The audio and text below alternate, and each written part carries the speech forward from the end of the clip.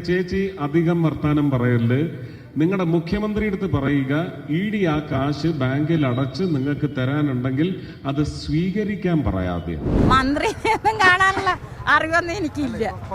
ഇപ്പൊ പറഞ്ഞു ഞാൻ മന്ത്രിനെ എവിടെ ചെന്ന് അന്വേഷിക്കാനാ. ഇരിങ്ങാലക്കുടയിലെ കലുങ്ക് സൗഹൃദ സംഗമ സഭാവേദി. കരുവന്നൂരിൽ നഷ്ടപ്പെട്ട പണം തിരികെ കിട്ടാൻ കേന്ദ്രമന്ത്രി സുരേഷ് ഗോപി ഇടപെടണമെന്ന ആവശ്യവുമായാണ് ആനന്ദവല്ലി എന്ന വയോധിക എത്തിയത്. നിക്ഷേപകർക്ക് നൽകുക ലക്ഷ്യമിട്ട് ഇഡി പിടിച്ചെടുത്ത പണം സ്വീകരിക്കാൻ മുഖ്യമന്ത്രിയോട് പറയൂവെന്ന് കേന്ദ്രമന്ത്രി.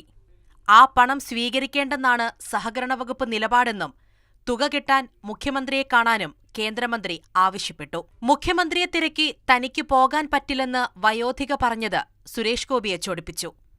പിന്നാലെ തർക്കം. നിങ്ങളുടെ മുഖ്യമന്ത്രി അടുത്ത് ചേച്ചി അധികം വർത്താനം പറയല്. നിങ്ങളുടെ മുഖ്യമന്ത്രി അടുത്ത് പറയുക, ഇഡി ആ കാശ് ബാങ്കിൽ അടച്ച് നിങ്ങൾക്ക് തരാനുണ്ടെങ്കിൽ അത് സ്വീകരിക്കാൻ പറയാതെ. അതിന് നിങ്ങളുടെ MLA കാണണം.